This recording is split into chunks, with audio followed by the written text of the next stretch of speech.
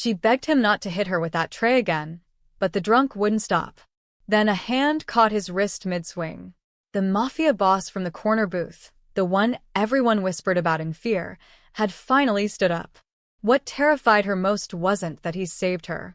It was that he kept coming back. The fluorescent lights of Danny's diner buzzed like angry wasps at 11:47 p.m. Maya Rodriguez wiped down table 6 for the third time, her shoulders aching from a double shift that had stretched into its 14th hour.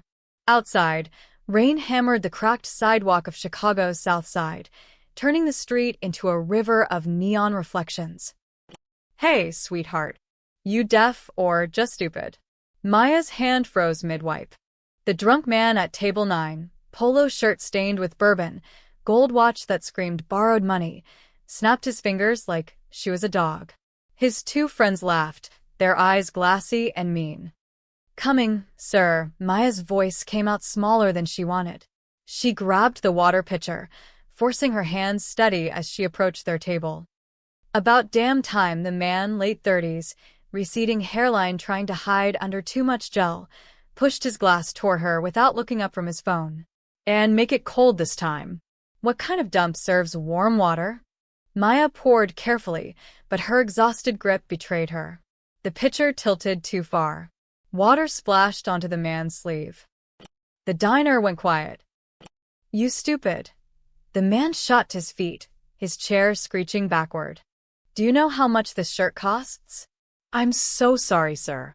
"Please let me." Maya reached for a napkin, but he slapped her hand away. "Don't touch me with your greasy fingers." His face flushed purple. "You people come here can't even do a simple job right." "I'll get you another drink on the house," Maya whispered, backing toward the kitchen. Her eyes stung, but she refused to cry. Not here. Not in front of everyone. The man grabbed the metal serving tray from the empty table beside him. "You think sorry fixes anything?" Maya saw it coming but couldn't move fast enough. The tray's edge caught her forearm with a crack that echoed through the diner. Pain exploded up to her shoulder. Blood welled from a gash near her elbow. "Please," Maya gasped, cradling her arm. "Please don't." He raised the tray again. A hand caught his wrist mid-swing. The drunk man's face went from angry red to ghost white in half a second. Maya looked up through her tears at whoever had stopped him, and her breath caught. The man was tall, maybe 6'2", with black hair swept back from a face carved from granite and shadows.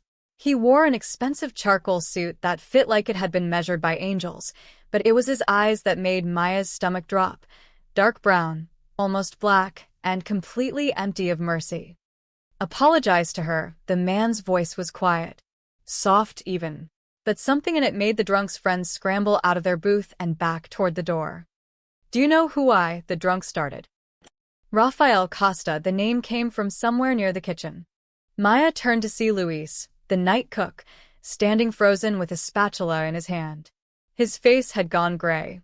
"That's Rafael Costa." The drunk man's knees actually buckled.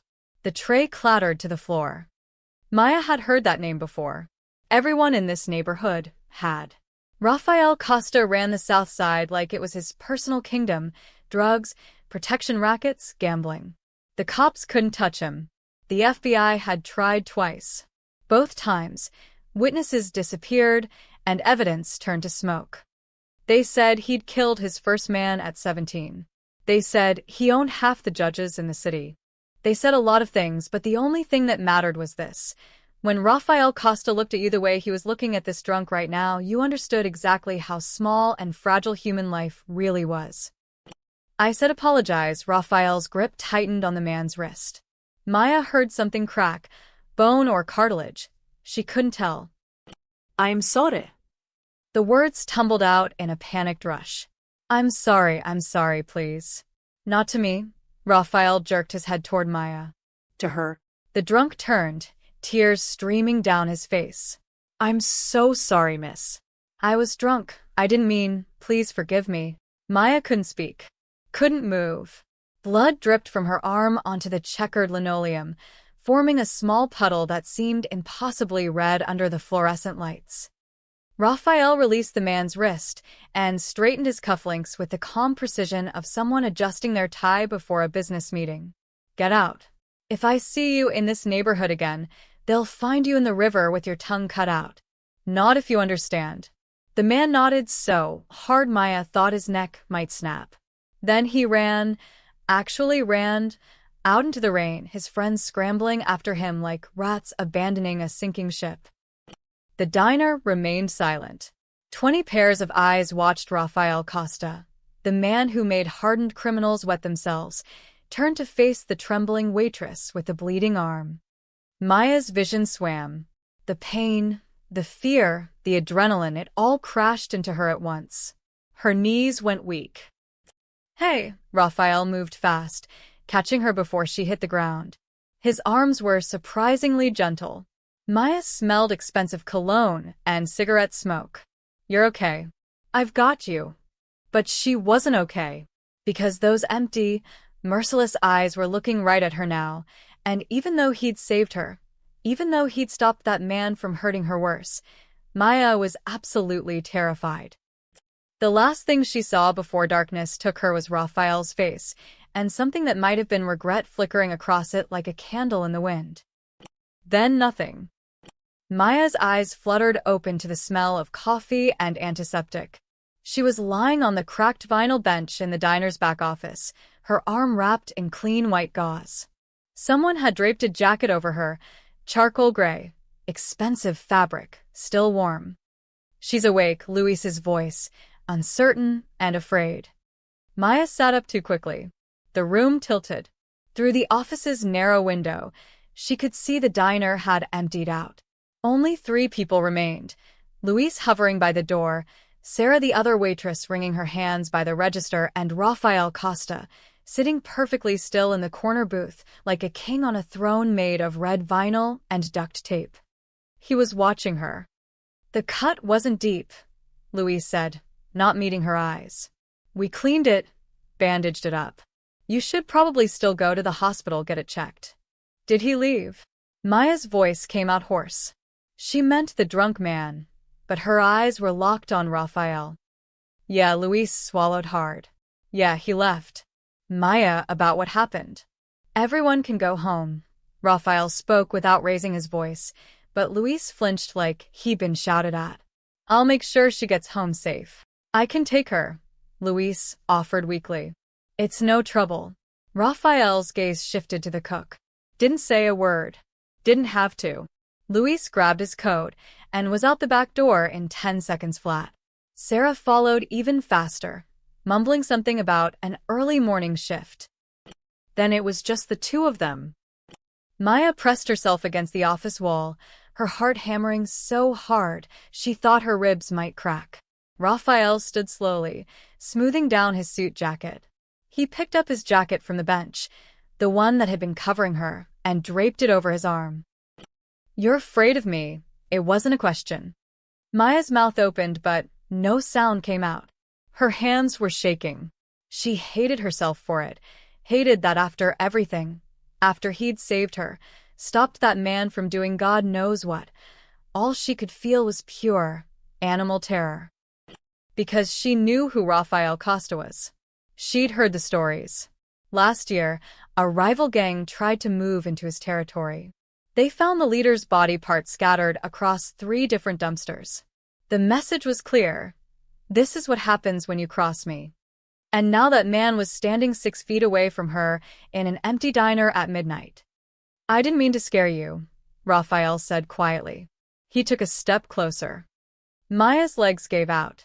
She slid down the wall, landing hard on the floor, her bandaged arm clutched to her chest.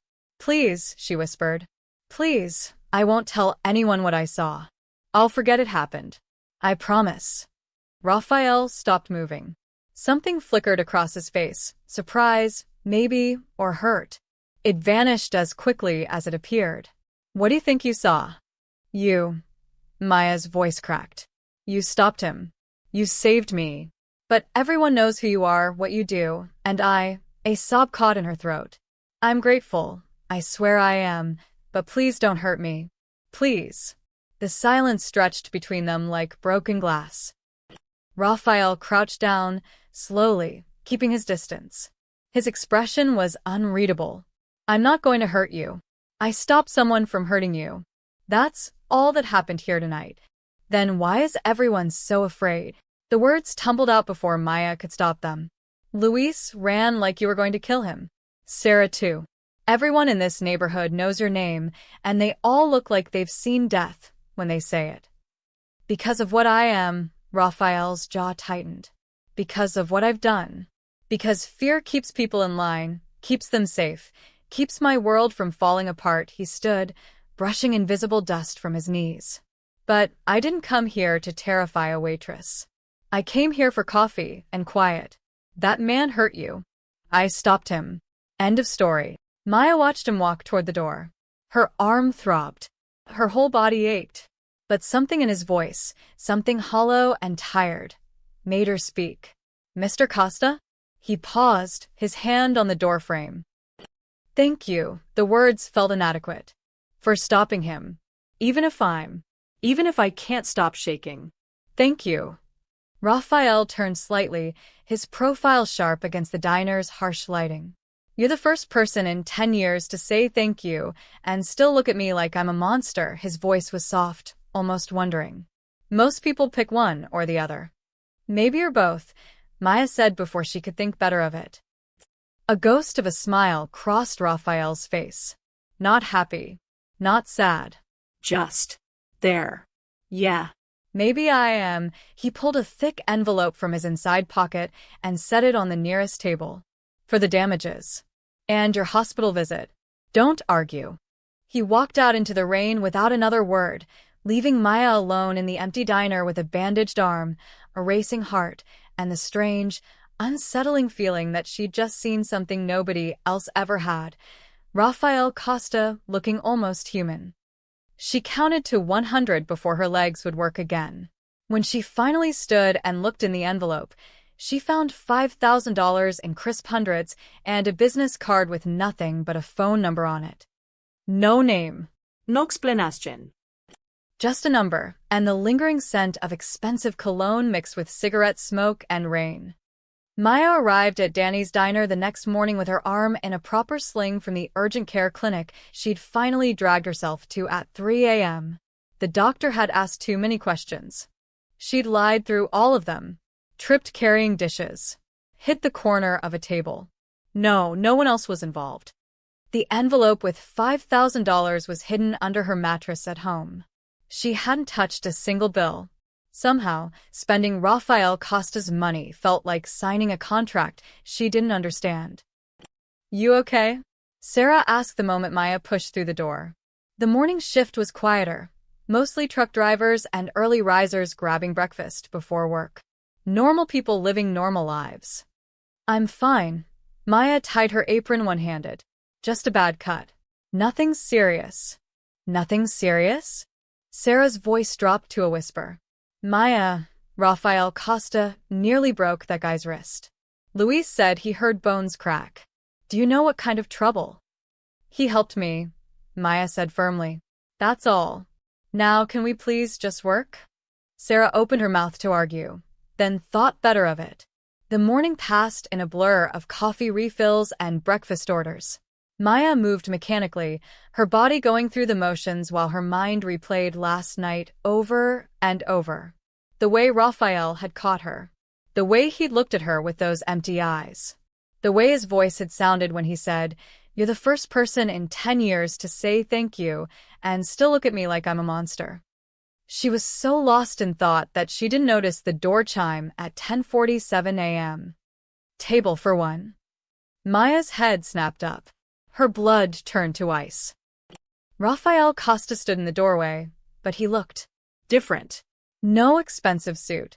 Just faded jeans, a black t-shirt, and a leather jacket that had seen better days. No guards flanking him. No gun bulge under his clothes that she could see. He looked like any other guy in his early 30s stopping by for late breakfast.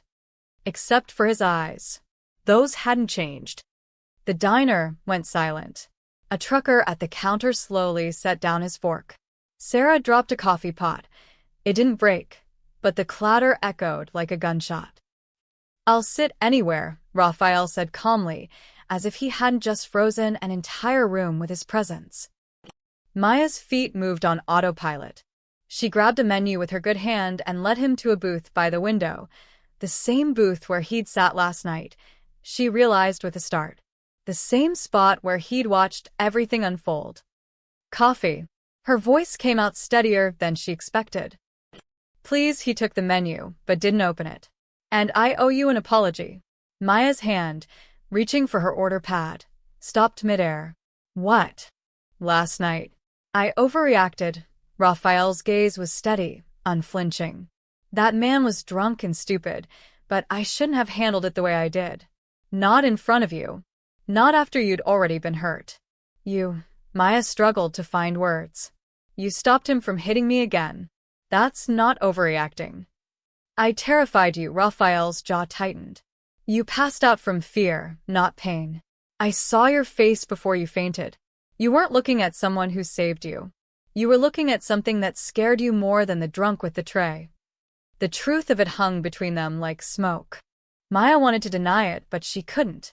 She settled into the booth across from him without thinking, her legs suddenly too weak to keep standing. You didn't overreact, she said quietly.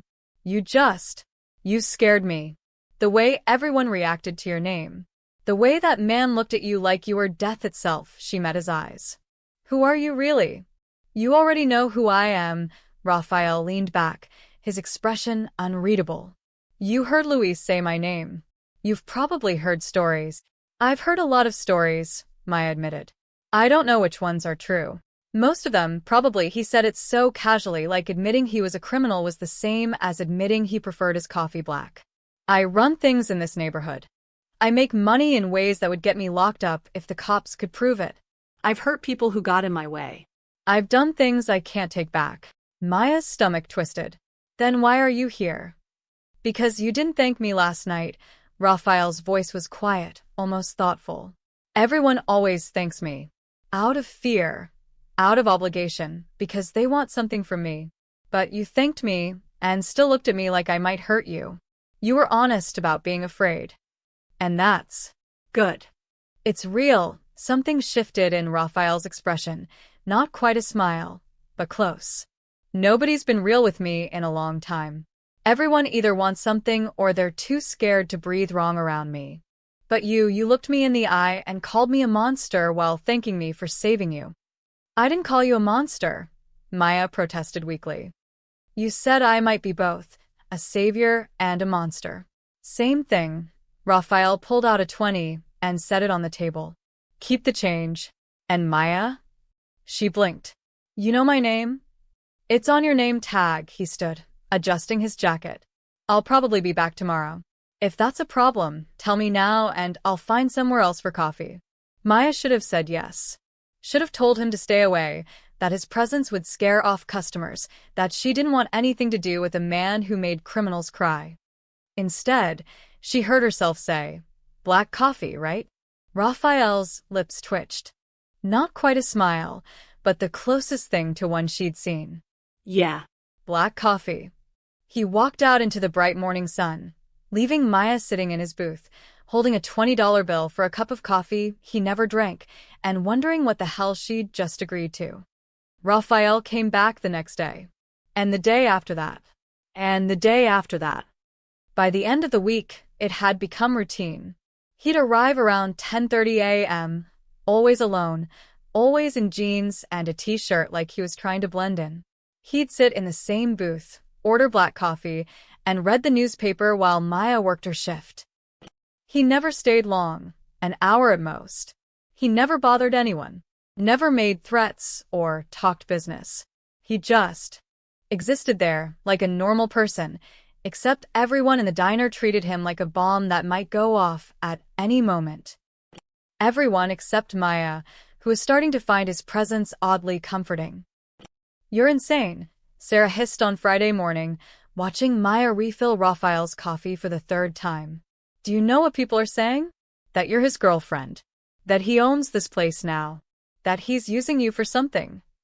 He's just drinking coffee, Maya said, but even she didn't believe how normal she was trying to make it sound. Nobody just drinks coffee with Rafael Costa. Maybe Sarah was right. But Maya couldn't shake the memory of how he'd looked at her that first morning, like she was the first real thing he'd seen in years. And there was something about the way he sat in that booth, shoulders relaxed, guard down, that made her think maybe he needed this place as much as she needed the paycheck. On Saturday, everything changed.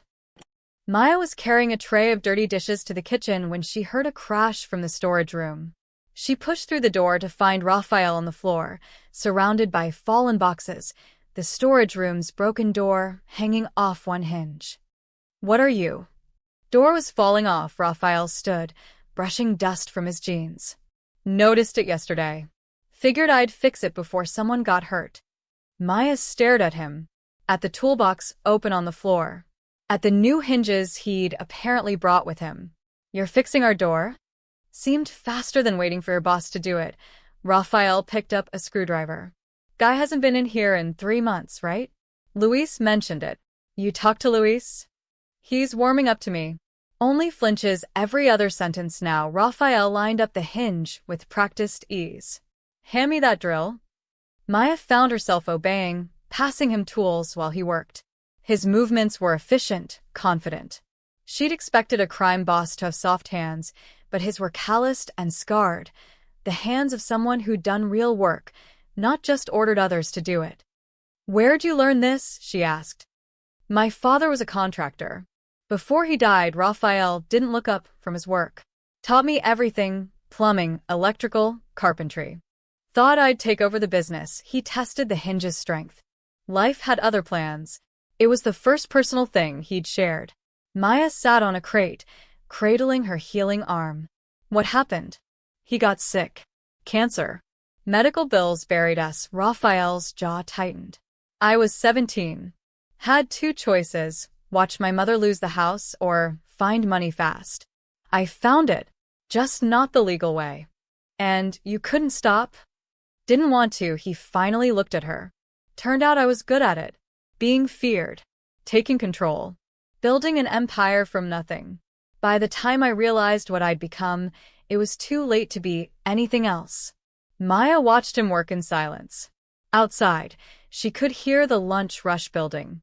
But in here, in this dusty storage room, Rafael Costa looked less like a crime lord and more like a tired man trying to fix something broken. "Why are you really here?" she asked softly. "Every day, I mean." "It's not for the coffee." Rafael set down the drill. "You want the truth?" "Please." "Because you didn't thank me." He met her eyes. "Everyone thanks me, Maya. Out of fear, obligation, because they want protection or money or mercy. But you were right not to. I didn't save you to be a hero. I saved you because I was angry. Because that drunk reminded me of every entitled piece of trash who thinks money makes them untouchable." He stood, testing the door. It swung smoothly on its new hinges. "You looked at me like I was dangerous. Because I am. And somehow that was the most honest anyone's been with me in years." Maya's throat felt tight. "So you come here for honesty?" "I come here because for 1 hour a day, I can drink coffee and read the paper and pretend I'm not who I am." Raphael's voice was quiet. "Because you're terrified of me, but you still talk to me like I'm human. Because this place doesn't ask anything from me except $4 for coffee." He gathered his tools, loaded them back in the box. "But if it bothers you, I'll stop. I'm not here to make your life harder." Maya should have said yes. Should have told him to leave and never come back. Instead, she found herself standing, moving closer. "The door looks good. Thank you." Raphael blinked, surprise flickering across his face. "You're thanking me now?" "For fixing the door. Not for saving me." She managed a small smile. "You were right about that part. You didn't do it to be thanked." Something shifted in Raphael's expression. A wall cracking, maybe, or a door opening slightly. "I'll be back Monday. If that's okay. Black coffee will be waiting." He nodded, shouldered his toolbox, and walked out through the diner's front door. Maya watched him go, noticing for the first time that several of the other waitresses had been peeking through the kitchen window, their faces a mix of fear and confusion. But Maya wasn't confused anymore. She was beginning to understand that Rafael Costa was exactly what he'd said, both savior and monster, depending on the angle you looked from. And maybe, just maybe, he was trying to figure out which one he wanted to be. 3 weeks passed. Rafael became part of the diner's rhythm, like the coffee machine's hum or the squeak of booth 7. He fixed the leaking sink in the men's bathroom, helped Luis carry heavy supply boxes, left generous tips that Maya tried to refuse, but he insisted she keep. "He's different with you," Sarah observed one afternoon, watching Rafael laugh. Actually laugh at something Maya had said about a difficult customer. "I've never seen him smile. Didn't think he knew how." Maya didn't know what to say to that. She'd noticed it too, the way his shoulders relaxed when she approached his table, the way his eyes softened when they talked. It should have scared her. Maybe it did, a little. But mostly it just felt normal. Until Leo showed up. It was 9:47 p.m. on a Tuesday, the dinner rush winding down. Maya was wiping tables when the door burst open so hard it slammed against the wall. Her younger brother stumbled in, his face pale and slick with sweat despite the October chill. Lao. Maya dropped her rag, rushing toward him. "What's wrong? What happened?" Leo was 22, still finding his way in the world. He dropped out of college last year, bounced between jobs, made questionable friends. But Maya had never seen him look like this. Eyes wild with fear, hands shaking, a bruise blooming purple on his left cheekbone. "I screwed up, Maya," his voice cracked. "I screwed up so bad." Maya pulled him toward an empty booth in the back, away from curious eyes. She didn't notice Rafael looking up sharply from his newspaper 2 booths away, his entire body tensing like a predator catching a scent. "Tell me what happened." Maya gripped Leo's hands across the table. They were ice cold.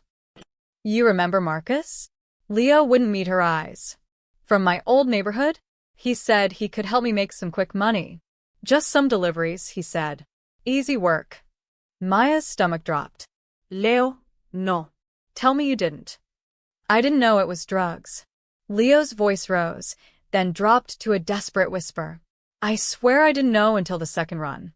By then I'd already taken the money, and Marcus said I was in it now whether I liked it or not." "How much do you owe?" Maya asked, though she didn't want to know the answer. 12,000. Leo's face crumpled. "I lost a package. Got jumped on the south side. They took everything. Marcus's boss, a guy named Moreno, he says I owe him for the lost product plus interest. He gave me 2 weeks to pay." Tears streaked down his face. "That was 13 days ago, Maya. He's gonna kill me." "He said he'd kill me." Maya's hands went numb. 12,000 dollars. She had maybe 800 in savings. The money Rafael had given her was still under her mattress, untouched, but even that wouldn't be enough. And spending it felt like crossing a line she couldn't uncross. "We'll figure something out," she heard herself say. "We'll talk to the police." "The police?" Leo laughed, a broken sound. "Moreno owns half the cops in his district. And even if he didn't, I'd be the one going to jail. I'm the drug dealer, Maya. I'm the criminal. You're not a criminal. You made a mistake. A mistake that's gonna get me killed." Leo grabbed her wrists. "Moreno's guys came to my apartment today. They said if I don't have the money by Friday, they're gonna break my legs first, then work their way up." "Maya, I don't know what to do." "I don't." "It's okay." Maya's mind raced, trying to think of solutions that didn't exist. "We'll figure it out. Maybe I can take a loan, or sell Mom's jewelry, or—" "That won't be enough time." Leo stood abruptly, his chair scraping the floor. "I shouldn't have come here. I shouldn't drag you into this. I needed to see you. In case." He didn't finish the sentence. Didn't have to. Maya watched her baby brother walk out into the night, his shoulders hunched with the weight of a death sentence, and felt her world tilt sideways. She made it to the bathroom before the tears came, locked herself in a stall and sobbed into her hands, trying to keep quiet so the customers wouldn't hear. 12,000 dollars. 2 days. No way out. When she finally emerged, red-eyed and shaking, she found Sarah waiting by the sinks. "I heard," Sarah said quietly. The whole diner heard. Maya, I'm so sorry. Maya splashed cold water on her face. I need to get back to work. Danny said take the rest of the night off. He'll cover your tables. I can't afford to lose the hours.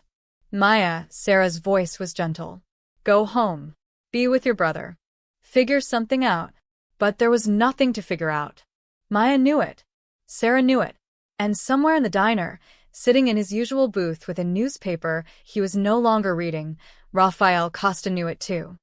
Maya gathered her things in a daze. She pushed through the diner's front door into the cool night air, her mind a whirlwind of impossible numbers and terrible possibilities. She didn't see Rafael watching her go, his coffee untouched and cold, his jaw clenched so tight it could crack diamonds. She didn't see him pull out his phone and make a single call that would change everything. She didn't see the way his eyes had darkened when he'd heard the name Moreno, a darkness that promised violence and retribution and all the things Rafael Costa did best. Maya went home to her tiny apartment, climbed into bed fully clothed, and tried not to imagine what her brother would look like with broken legs. 2 booths away from where she'd been sitting, Rafael left $300 on the table and walked out into the night with the quiet, purposeful stride of a man going to war. Maya didn't sleep. She spent the night staring at her ceiling, doing math that never worked out, imagining scenarios that all ended badly. By the time her alarm went off at 6 a.m., she'd called in sick to work for the first time in 2 years and was already trying to figure out which pawn shops might give her the best price for her mother's wedding ring. Her phone rang at 7:15 a.m. Leo's number. Hello. Her voice was hoarse from crying. Maya, Leo sounded breathless, confused. Maya, something happened. Her heart stopped. Are you hurt? Did they? No, I'm fine. I'm better than fine. He laughed, the sound almost hysterical. The debt's gone. Maya sat up, so fast her head spun. What? I woke up to find an envelope under my door. No note, no name, just cash. $12,000 exactly, Maya. The exact amount I owed, his voice cracked. Someone paid my debt. The room tilted. Maya gripped the phone tighter. That's impossible. Who would? I don't know. I took it straight to Moreno's guys. They counted it, made some calls, then told me we were square. Said their boss got a call last night from someone who settled the account, they wouldn't say who. But Maya knew. God help her, she knew exactly who. Leo, where are you now? At Jimmy's apartment. I'm staying here for a few days, just to be safe. Maya, who did this? Do you know someone with that kind of money? I need to go, Maya said quickly. Stay at Jimmy's. Don't go out alone. I'll call you later. She hung up before he could ask more questions.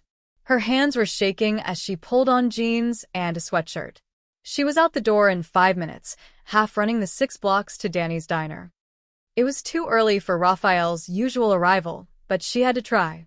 Had to know if. The diner was nearly empty. Just a couple of truckers at the counter and Danny in the back office. No, Rafael. Maya? Sarah looked up from refilling salt shakers. I thought you called in sick. Have you seen him? Maya's voice came out too loud. Rafael. Has he been here? Not yet. You okay? You look. But Maya was already pushing back out the door. She stood on the sidewalk, her breath fogging in the cold morning air, trying to think. Where would he be? His house? His office? Did crime bosses even have offices? Looking for someone? Maya spun around. Rafael was leaning against the building's corner, a coffee cup from the bodega down the street in his hand. He wore the same leather jacket as yesterday, his dark hair slightly mussed like he'd been running his hands through it. You. Maya marched toward him, her fear temporarily overwhelmed by fury. You paid Leo's debt. Rafael took a sip of his coffee. Did I? Don't play games with me. $12,000 in an envelope under his door? The debt mysteriously cleared overnight. Her voice shook. You had no right. I had every right. Rafael's voice was calm, controlled. Moreno deals in my territory. He knows the rules. No targeting civilians who aren't in the game. Your brother made a stupid mistake, but he's not a player. Moreno crossed a line. So this is about territory? About your rules. Maya's hands clenched into fists. My brother isn't a chess piece in your gang war. No, Raphael's eyes hardened. He's your brother. And Moreno was going to hurt him to send me a message. That makes it my problem. Maya stared at him. What are you talking about? You think Moreno doesn't know you work at my diner? That I sit in your section every day. Raphael set down his coffee cup with deliberate care. He's been trying to expand into my territory for months. I've been pushing back. So he found leverage, your brother. Probably had his guys sell Leo on the delivery job, specifically. When Leo lost the package, Moreno saw an opportunity. The words hit Maya like physical blows. You're saying this is my fault? That Leo's in danger because of me? I'm saying Moreno was willing to hurt an innocent kid to get to me. Raphael's jaw tightened. That's not your fault. That's not Leo's fault. That's Moreno being stupid enough to think I'd let it slide. And you just what? Paid the debt to keep the peace. Maya heard the bitterness in her own voice. How generous. I paid the debt so your brother wouldn't get his legs broken. Raphael's voice dropped, quiet and cold. And I had a conversation with Moreno this morning. 3 a.m., to be specific. Made it clear that your family is off limits. He won't touch Leo. He won't even breathe in his direction. Maya's anger drained away, leaving her hollow and shaking. What did you do? Nothing you need to worry about. Raphael picked up his coffee again. Leo's debt is cleared. He's safe. That's all that matters. I can't. Maya's voice broke. I can't pay you back $12,000. I don't have that kind of money. I'm not asking you to pay me back. Then what do you want? The question came out as barely a whisper. Because there was always a cost. Always a debt. She knew that much about Raphael's world. Raphael was quiet for a long moment. When he spoke, his voice was softer than she'd ever heard it. I want you to understand that you shouldn't have to pay for other people's mistakes. Your brother made bad choices. Moreno made worse ones. But you... He met her eyes. You just showed up to work, did your job, and got caught in the crossfire. That's not fair. So I fixed it. Why? Maya's throat felt tight. Why do you care? Raphael looked at her like she'd asked him to explain quantum physics. Like the answer was obvious and impossible at the same time. Because you talk to me like I'm human. Because you're terrified of me, but you still pour my coffee every morning. Because, he stopped, seeming to struggle with words. Because someone should look out for you the way you look out for everyone else. Maya's eyes stung with tears she refused to let fall. You barely know me. I know you work double shifts to send money to your grandmother in Phoenix. I know you always give the homeless guy on the corner your leftover breakfast. I know you apologize to tables even when customers are the ones being assholes. Raphael's voice was quiet. I know enough. He turned to walk away, then paused. Your brother should stay clean. No more deliveries, no more Marcus. If he needs work, tell him to call this number. He handed her a business card. Legitimate construction company. They'll hire him, no questions asked. Then he was gone, disappearing around the corner, leaving Maya standing alone with a business card in her hand and the strange, terrifying realization that Rafael Costa had been watching her, really watching her, this entire time. And somehow, that scared her less than it should have. 3 days passed in uneasy quiet. Leo took the construction job and showed up on time every morning, terrified and grateful in equal measure. Maya went back to work, pouring coffee and serving breakfast, while trying not to think about the fact that she now owed Rafael Costa something she could never repay. He didn't come to the diner. Not Wednesday. Not Thursday. By Friday, Maya found herself glancing at the door every time the bell chimed, expecting to see him walk in with his leather jacket and unreadable expression. But he never did. Maybe he's done with his little coffee shop phase, Sarah suggested, though she looked nervous saying it. Maybe he got what he wanted. But what had he wanted? Maya still couldn't figure it out. She'd replayed their last conversation 100 times, trying to read between the lines, searching for the hidden angle. There had to be one. Men like Rafael Costa didn't just help people out of kindness. except he'd fix their door, and paid her brother's debt, and asked for nothing in return. Friday night, Maya stayed late to help Leo close the diner. Danny had hired him for evening shifts, dishwashing and cleaning, simple work that kept him busy and off the streets. They were wiping down tables at 11:30 p.m. when the first brick came through the window. Glass exploded inward. Maya screamed, throwing her arms up to shield her face. A second brick followed, then a third, each one shattering another window in a cascading symphony of destruction. "Get down!" Leo grabbed Maya, pulling her behind the counter as the front door burst open. 4 men walked in. Not stumbling drunks or desperate addicts. These were professionals. Leather jackets, cold eyes, brass knuckles glinting in the fluorescent light. The lead man had a scar running from his temple to his jaw, and a smile that promised violence. "Maya Rodriguez?" His voice was smooth, almost polite.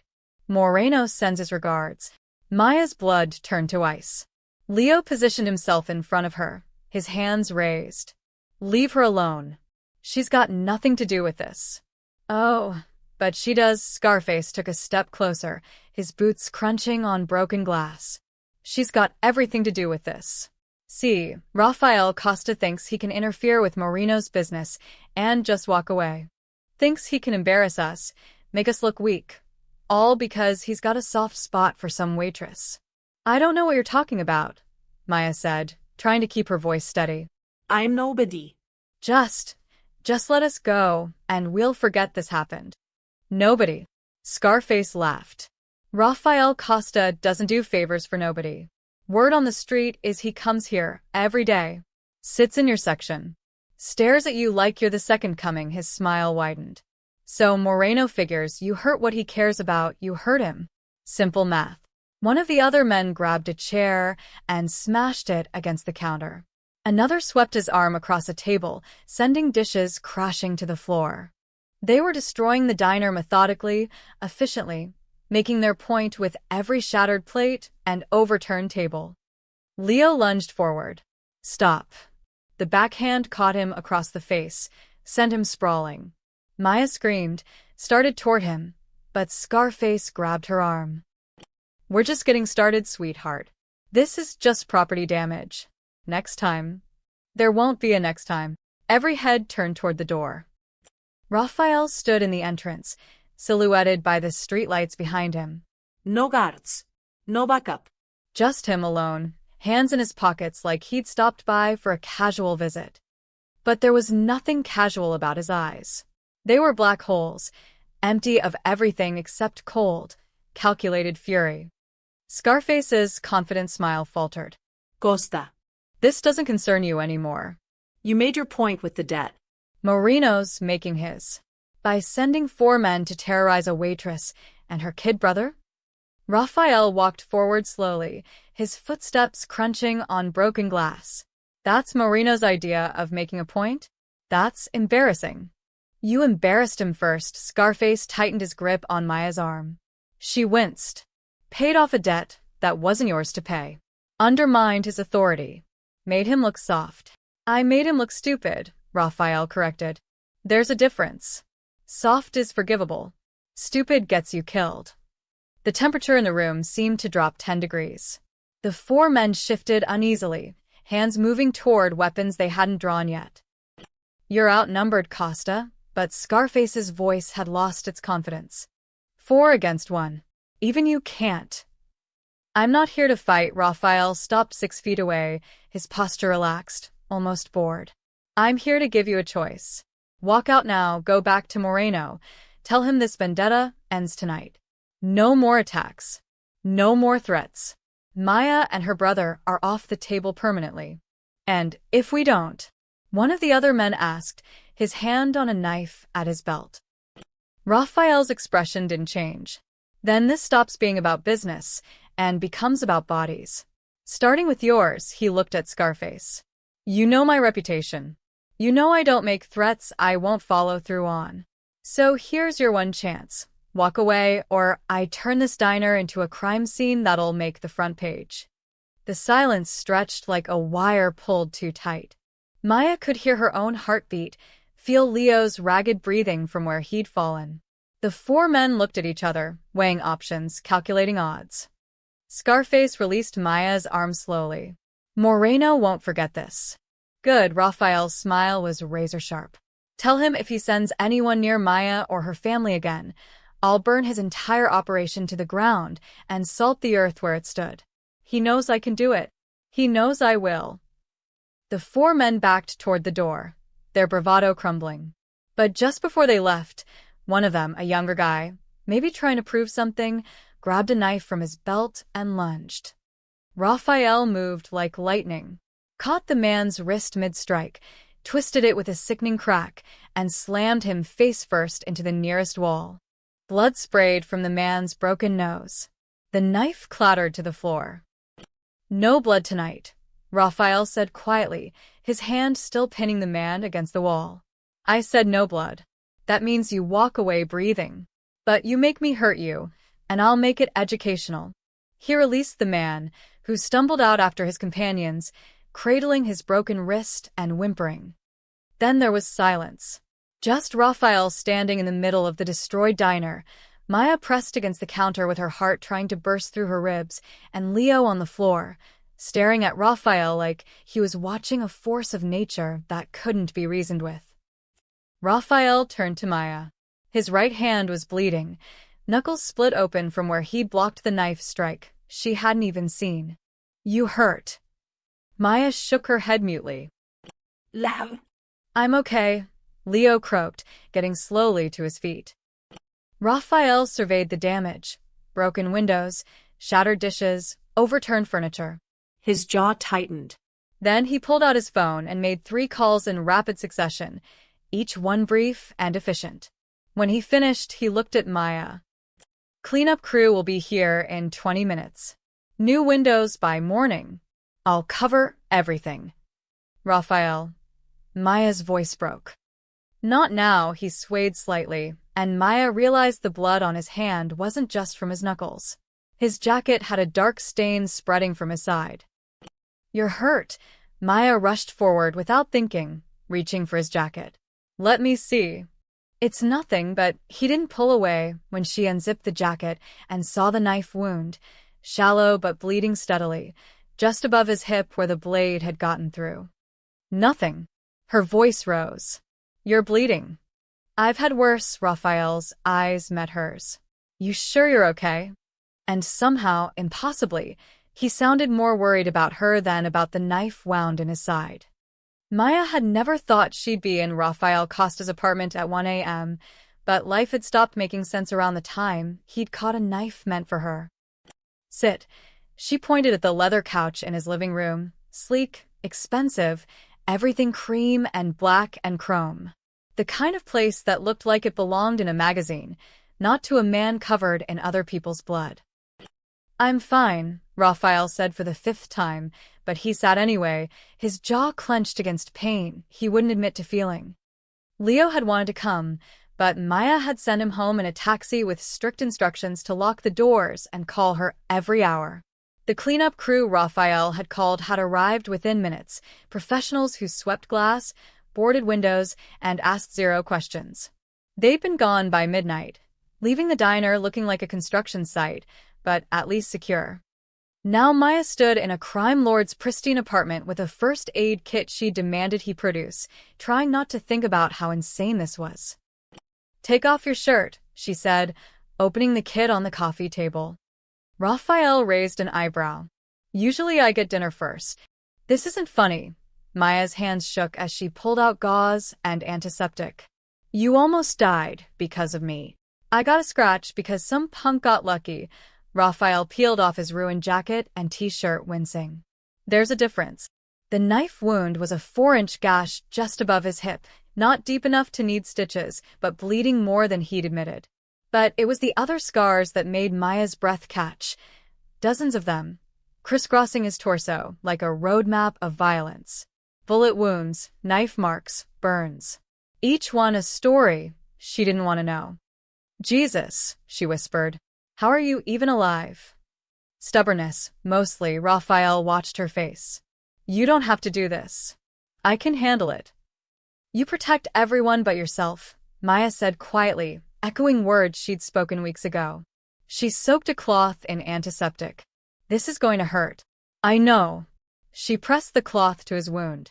Raphael's entire body went rigid, muscles bunching under scarred skin, but he didn't make a sound.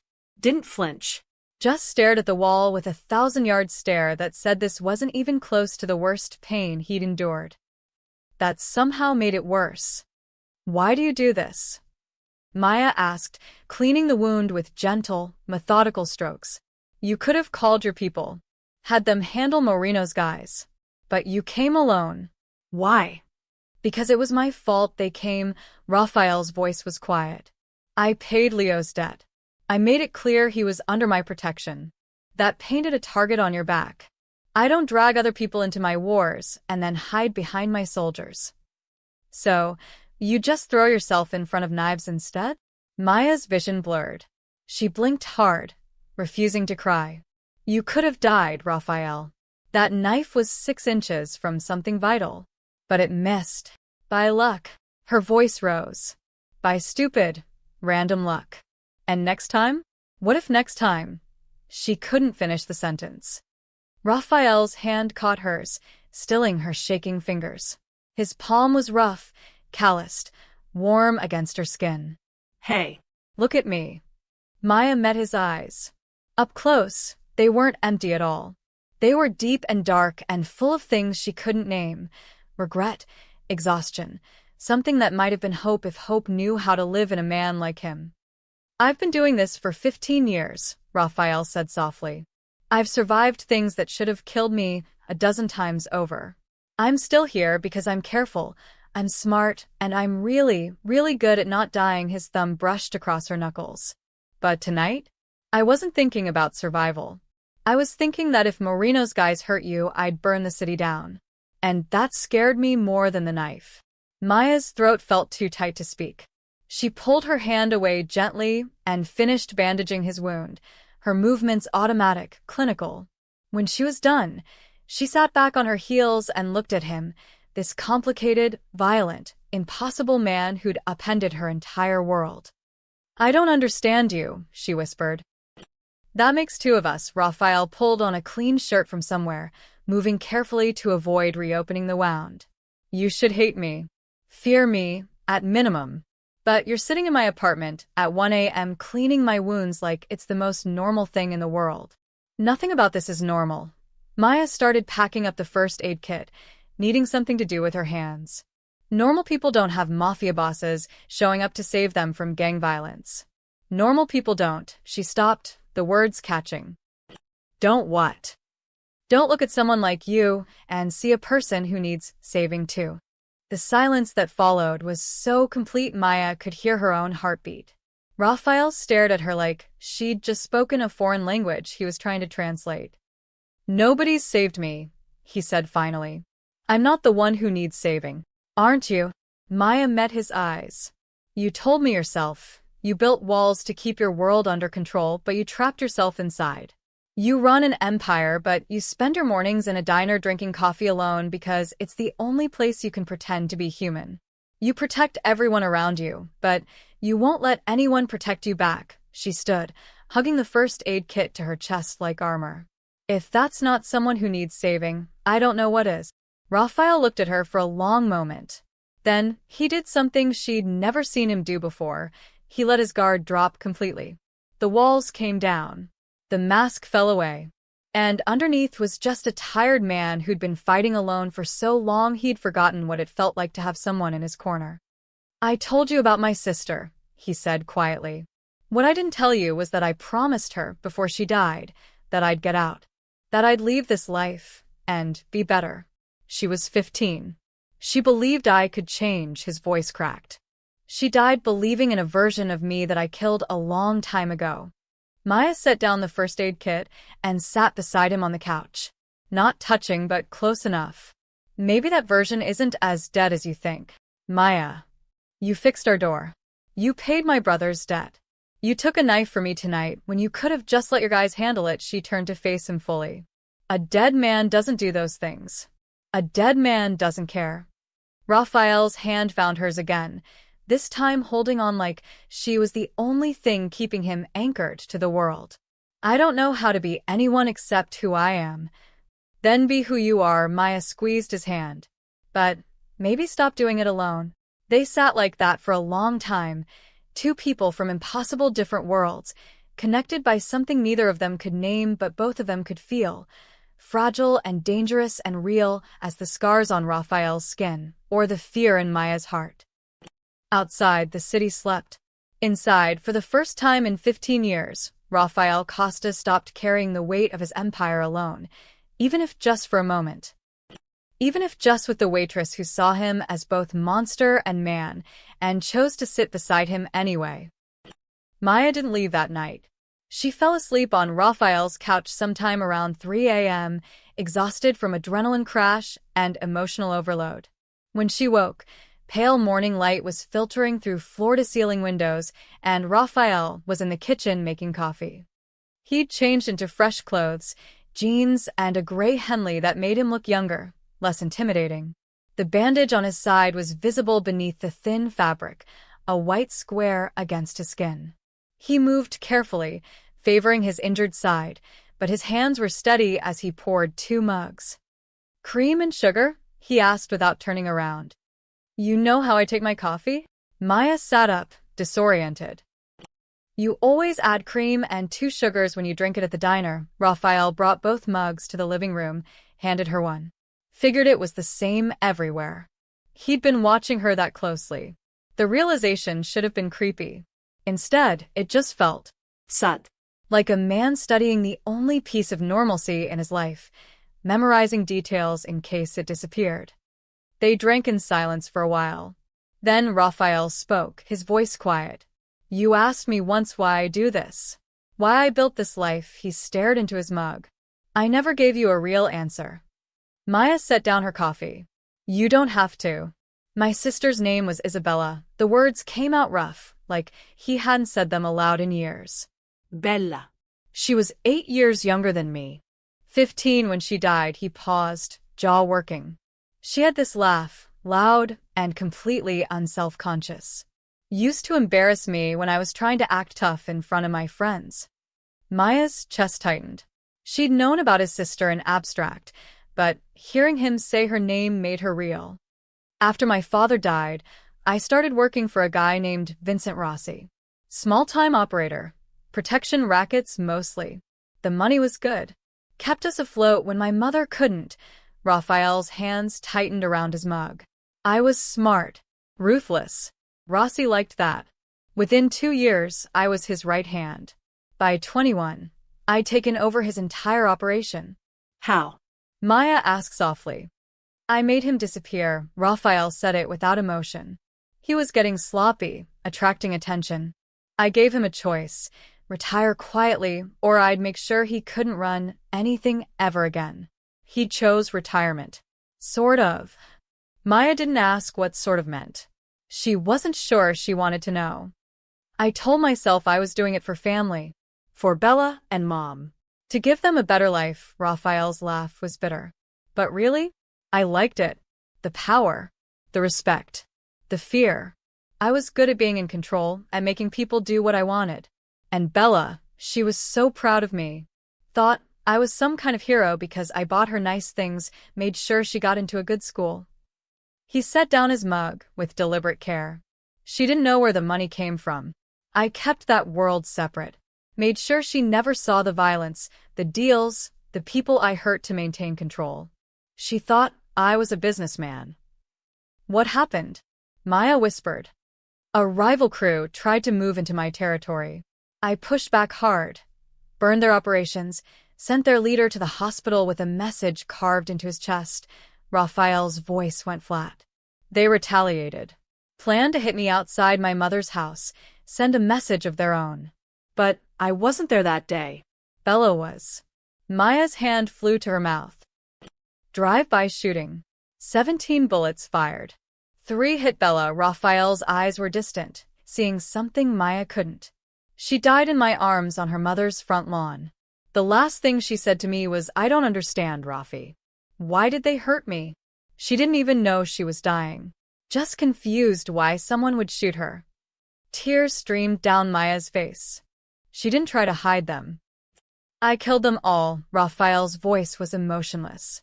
Every single person involved. Not quick. Not clean. I made it last. Made sure every crew in the city knew what happens when you target family.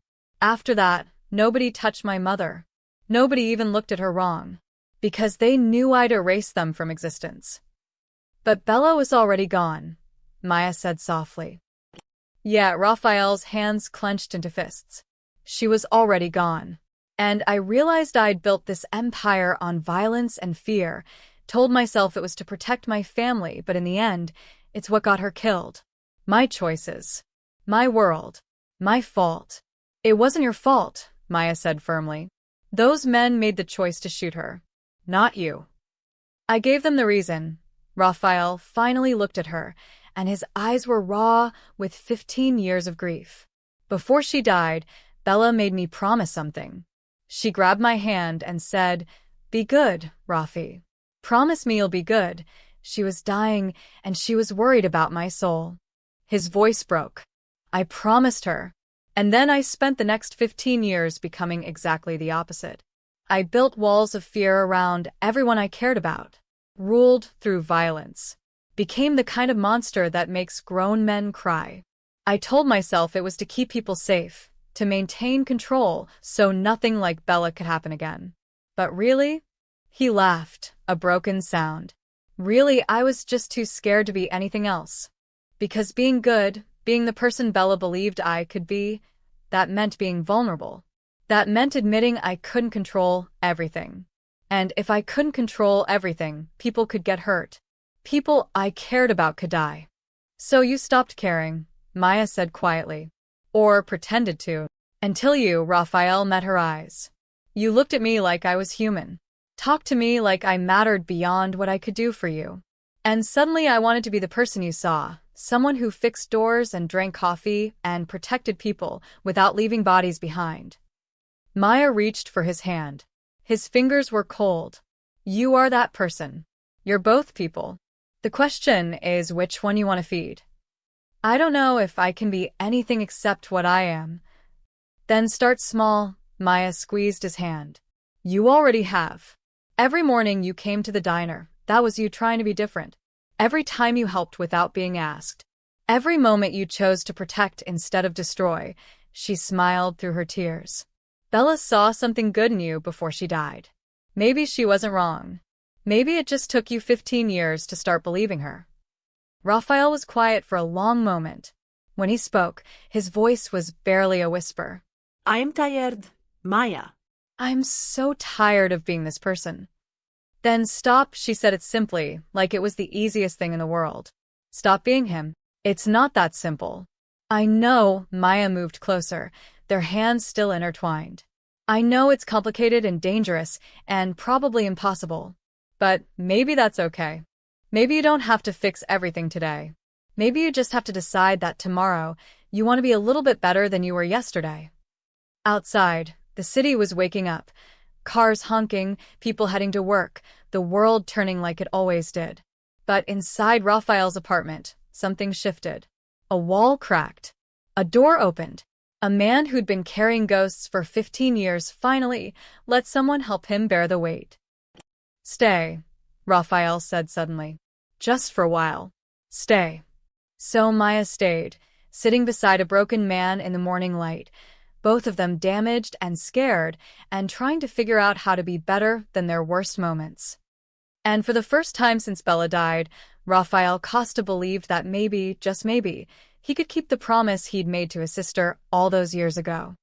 The police arrived at Danny's diner 3 days later, just as Maya was starting to believe the worst was over.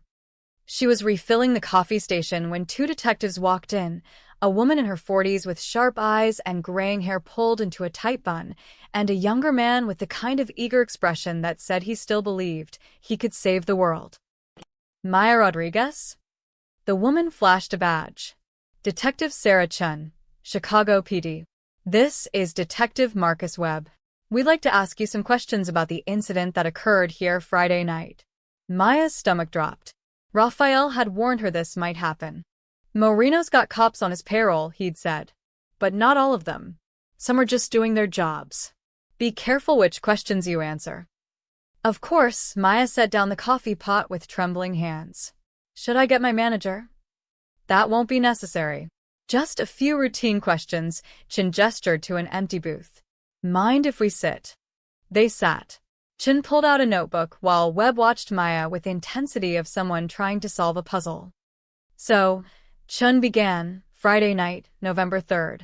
4 men entered this establishment around 11:30 p.m. and vandalized the property. Multiple witnesses reported seeing you and another individual, your brother, Leo Rodriguez, present during the attack. Is that accurate? Yes, Maya's voice was steady. Leo and I were closing. They broke the windows and destroyed furniture. Did they say anything? Make any demands? Maya hesitated. This was the dangerous part. They said someone named Moreno sent them. I don't know who that is. Chen's expression didn't change, but Webb leaned forward. You don't know who Carlos Moreno is? He runs the biggest drug operation on the South Side. I serve coffee, detective. I don't keep track of drug dealers. But you do keep track of Rafael Costa. Chen's eyes sharpened. Our witnesses say he arrived during the attack. Confronted the 4 men. Made them leave. That sound right? Maya's pulse hammered. Yes. And what happened then? He told them to leave. They left. Webb scoffed. 4 armed gang members just walked away because Rafael Costa asked nicely? Come on, Miss Rodriguez. We know Costa's reputation. He's got over a dozen suspected murders to his name. You expect us to believe he stopped an attack through conversation. I don't know what you expect me to believe. Detective Maya met his eyes. I know what I saw. 4 men broke in.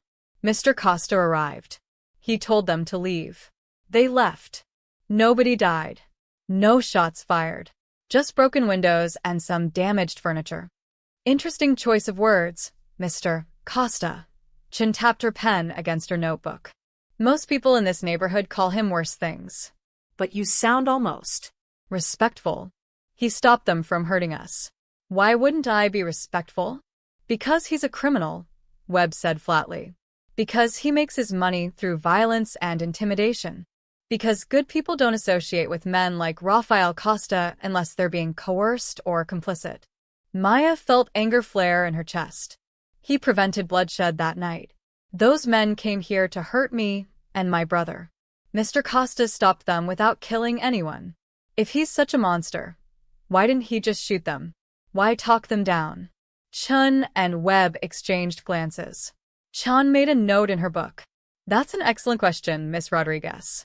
One we'd like to ask Mr. Costa ourselves. Do you know where we can find him?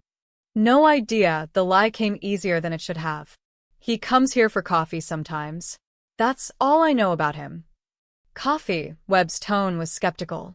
Rafael Costa, who owns half the criminal enterprises in the city, comes to this diner for coffee. And you expect us to believe there's nothing else going on? Detective Webb. Maya's voice went cold. I'm a waitress. I pour coffee and take orders. If Mr. Costa wants to drink coffee here, that's his business. If you want to interrogate him, that's your business. But I'm not going to help you build a case against someone who saved my life. Even if he's a killer?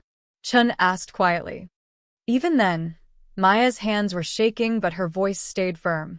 Because those 4 men who came here, they had knives. They had guns. They were going to hurt us and nobody else showed up to stop them. not you. Not any other cops. Just Mr. Costa. So forgive me if I'm not eager to throw him under the bus. Webb stood abruptly. You're making a mistake. Costa will drag you down with him. He's already trying to climb out, Maya interrupted. The words came without thinking, but once they were out, she knew they were true. Whatever you think he is, whatever he's done, he's trying to be better. And maybe that's worth something. Chin studied her for a long moment. Then she closed her notebook and stood. Thank you for your time, Miss Rodriguez. If you think of anything else, give us a call. She handed Maya a card. As they walked toward the door, Chin paused and looked back. For what it's worth. I hope you're right about him. But in my 20 years doing this job, I've never seen men like Rafael Costa climb out. They just dig deeper holes until they'd bury themselves. Then they were gone. Maya stood frozen in the empty booth, Chen's card clutched in her hand, her words echoing in her head. He'll drag you down with him. But that wasn't what scared her. What scared her was that she didn't care. That somewhere between the broken windows and the bandaged knife wound and the story about Bella, she'd stopped seeing Rafael Costa as just a dangerous man to avoid and started seeing him as someone worth fighting for. The diner's bell chimed. Maya looked up to see Sarah rushing over, phone in hand. "You're not going to believe this." Sarah's eyes were wide. The police report just went public online. Someone leaked it to the Tribune. They're running a story. She showed Maya her phone. The headline read, "Local crime boss Rafael Costa prevents gang violence. Eyewitnesses say he talked down armed attackers." For the first time in recorded history, Rafael Costa's name appeared in the press without the word murder or investigation beside it. Instead, it was next to words like prevented and de-escalated, and buried in the third paragraph, one line that made Maya's breath catch. "He's trying to climb out," said one witness who declined to be named. Her words, in the newspaper, for everyone to see. Maya sank into the nearest chair, her heart pounding, wondering if she'd just made everything better or infinitely worse. The story hit the Tribune's website at 9 a.m. By noon, it had been picked up by 3 major news outlets. By evening, Rafael Costa's unlikely act of peaceful intervention was trending on social media with hashtags like #RedemptionArc and #NotAllMobsters. Maya watched it unfold from behind the diner's counter, her phone buzzing with messages from numbers she didn't recognize, reporters wanting interviews, bloggers asking for quotes, even a podcast host requesting she come on to discuss the humanization of organized crime figures. She ignored them all. Rafael hadn't been to the diner since the attack. 5 days of silence. Maya told herself it was for the best. He was probably lying low, dealing with fallout from Moreno, managing his empire. But she couldn't shake the feeling that he was avoiding her, that maybe her words to the police had complicated his life in ways she couldn't fix. The renovation crew showed up on Wednesday morning. Not a cleanup crew this time, a full construction team with blueprints and permits and a foreman who introduced himself as Tony. "Mr. Costa hired us to fix everything," he explained, gesturing to the boarded windows and damaged walls. "New windows, new flooring, fresh paint, updated wiring." He said to make it better than it was. "How long will it take?" Danny asked, appearing from his office with dollar signs practically visible in his eyes. "Week and a half, maybe 2. We'll work fast." They did. The crew arrived at 6 a.m. each day and worked until dark, transforming the diner from a crime scene back into something beautiful. New windows, double-paned and actually clean. Fresh paint in warm cream and forest green. Refinished floors that didn't squeak. Even new booth cushions to replace the ones held together with duct tape. Danny hadn't paid a cent. When he tried to discuss costs with Tony, the foreman had just shaken his head. "Already covered. Just sign here to confirm completion." Anonymous funding. But everyone knew who was behind it. On the 8th day, Maya arrived for her shift to find the work nearly complete. The diner looked reborn, familiar but better, like it had shed old skin and emerged renewed. Tony was supervising the installation of a new coffee machine when he pulled Maya aside. Mr. Costa left specific instructions about this. He pointed to the corner booth, Rafael's booth. "Wanted us to make sure this section got extra attention. New table, new cushions, good lighting. Said someone important sits here." Maya's throat tightened. Did he say anything else? "Just that he hopes you like it." Tony handed her an envelope. "Asked me to give you this when we finished." Inside was a handwritten note on expensive stationery. "Maya, by the time you read this, the diner should be fixed. Better than before, hopefully. Consider it an apology for bringing trouble to your door, and thanks for everything you've done. You were right about a lot of things. I'm trying to climb out, like you said. It's harder than I thought, but I'm trying." Ed. No phone number. No promise to return. Just a note and a renovated diner and the ghost of a man trying to be better. Raphael came back on a Saturday morning 3 weeks after the attack. Maya was wiping down tables at 10:15 when the bell chimed. She looked up and there he was, leather jacket, dark jeans, the same unreadable expression. But something was different. He looked lighter somehow, less weighed down. Table for one? Maya's voice came out steadier than her hands. If you have room. She led him to his booth, the corner one with new cushions and perfect lighting. He slid in, looked around at the transformed diner, and something that might have been a smile touched his lips. You like it? He asked. It's beautiful. Maya set down a menu he wouldn't read. You didn't have to do all this. Yes, I did. Raphael's gaze met hers. You were right. About me trying to climb out. About being tired of being who I am. After the police came, after that story hit the paper, he paused. People started looking at me differently. Not scared. Just different. Like maybe I wasn't just the monster anymore. You were never just the monster. Maya sat across from him without asking. What happened with Moreno? We came to an understanding. Raphael's voice was careful. He agreed to stay out of my territory. I agreed not to destroy his operations. It cost me some reputation points. Word on the street is Rafael Costa's going soft. But nobody's died over it. That's new for me. That's growth, Maya corrected. Maybe. Rafael reached into his jacket and pulled out a folded document. I need to show you something. He slid it across the table. Maya unfolded it, confused. Then her breath caught. It was a deed. To Danny's diner. Dated today. And the owner's name listed was Maya Elena Rodriguez. What? Maya's hands started shaking. What is this? Danny was planning to sell. Retire to Florida, cash out while the place was newly renovated. Raphael's voice was calm. I bought it, but I don't want a diner. So, I'm giving it to you. You can't just… Maya couldn't form words. Raphael, this is worth this is. It's yours, he stood, dropped a 20 on the table for coffee he hadn't ordered yet. You gave me something I couldn't buy, a second chance to be decent. To be the person my sister believed I could be. This is me saying thank you. But… No arguments, Raphael's voice was firm.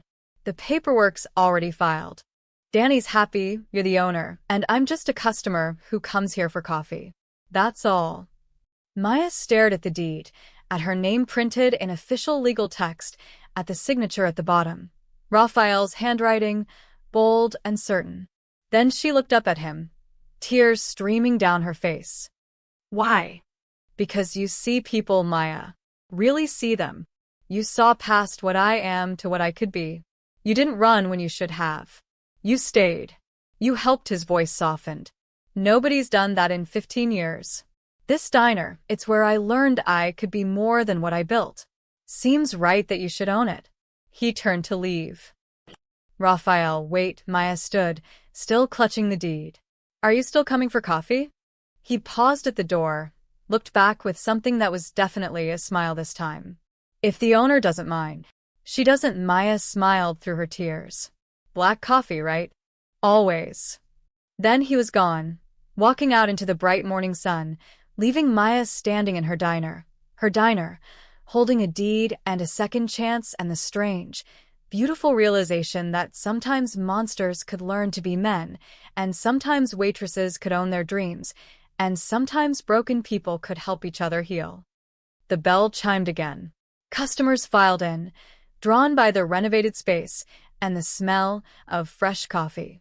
Maya tucked the deed safely in her pocket and got to work, a smile on her face and hope in her heart. Rafael Costa had given her a diner. But more than that, he'd given her proof that people could change. That redemption wasn't a destination but a journey. That climbing out of darkness was possible if someone was willing to believe in you. And Maya believed. 6 months passed like a gentle exhale. Spring arrived in Chicago with warmth that felt like forgiveness. Maya's diner, she'd kept the name simple, refused Danny's suggestion to call it something fancy, thrived under her ownership. New menu items, better hours, staff that actually smiled at customers. Word spread. The place that had once been a haven for late-night drunks and truckers became a neighborhood fixture where families brought their kids and elderly couples shared coffee on Sunday mornings. Leo worked full-time now, managing the kitchen with a confidence Maya hadn't seen in years. The construction job Raphael had arranged had taught him discipline, but working for his sister had taught him purpose. He was clean, focused, saving money for community college in the fall. Raphael still came every morning, like clockwork. 10:30 a.m., corner booth, black coffee, newspaper. But something had shifted in those 6 months. The whispers that used to follow him had faded to curious glances, then gradually to nothing at all. He was just another regular, the quiet guy who tipped well and sometimes helped carry heavy boxes from the delivery truck. His empire hadn't disappeared. Maya wasn't naive enough to think he'd become a saint overnight. But the violence had quieted. The fear had softened. People in the neighborhood started calling him by his first name instead of just Costa, said like a curse. On a bright May morning, Maya was refilling salt shakers when Raphael walked in. Sunlight poured through the windows, the new ones he'd installed, casting everything in gold. He looked different today. Lighter. Almost peaceful. Morning, Maya said, already reaching for the coffee pot. Morning, Raphael slid into his booth, but instead of reaching for the newspaper, he just sat there, looking around the diner like he was memorizing it. Maya poured his coffee, noting the small envelope he'd placed on the table. What's that? Something I've been working on. Raphael pushed it toward her. Open it. Inside was a key attached to a simple keychain and a business card for a construction company she didn't recognize. She looked at him, confused. I'm out, Raphael said simply. Sold my operations to someone who will run them with less blood. Use the money to start that. He tapped the business card. Legitimate construction company. Licensed, legal, paying taxes.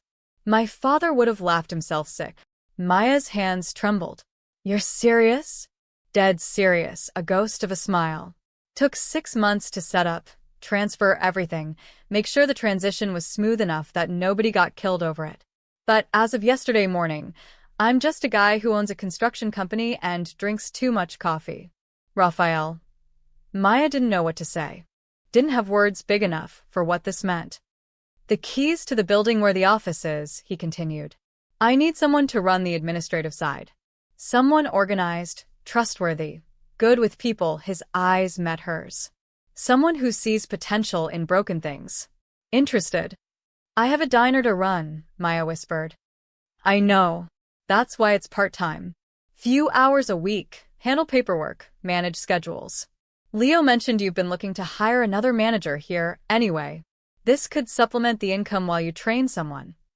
Maya stared at the key, at Raphael, at the impossible future being offered on a simple metal keychain. Why me? Because you're the reason I'm out. Raphael's voice was quiet, honest. Every morning I came here, I got to pretend to be normal. Got to be the person you saw instead of the monster everyone else feared. Eventually, pretending wasn't enough. I wanted to actually be that person. He leaned back. You believed I could climb out. Figured I should prove you right. Tears blurred Maya's vision. She thought about Bella, about a dying girl asking her brother to be good, about 15 years of violence and fear, and walls built so high they blocked out light, about a man who'd learned, slowly and painfully, that redemption was possible if you were willing to do the work. I'll take the job, she said. On one condition. Name it. You keep coming here for coffee. Every morning. Same booth. Same terrible newspaper opinions I have to listen to. Raphael's smile was real this time, reaching his eyes in a way that transformed his entire face. Deal. He stood to leave, dropping a 20 on the table like always. But this time, Maya caught his hand. I'm proud of you, she said simply. Bella would be too. Something flickered across Raphael's face, grief and hope and gratitude all tangled together. He squeezed her hand once, then let go. See you tomorrow, boss. See you tomorrow. Maya watched him walk out into the spring morning. No guards flanking him, No gun hidden under his jacket, no empire weighing on his shoulders. Just a man in a leather jacket, heading to his construction office, trying to build something honest for the first time in his adult life. The diner filled with morning customers, the Lopez family with their twin toddlers, Mrs. Chun ordering her usual eggs and toast, the college students camping out with laptops and endless coffee refills. Life, normal and beautiful, and exactly what Maya and Raphael had both been searching for. She pocketed the key, refreshed Mrs. Chun's coffee, and smiled at the sound of her diner, full of laughter and conversation and hope. Outside, Raphael Costa disappeared into the morning crowd. Not running, not hiding, just walking forward into whatever came next, one step at a time, carrying the promise he'd made to his sister and the second chance a simple waitress had helped him find. The monster was gone. The man remained. And that, Maya thought as she poured another round of coffee, was enough. The end.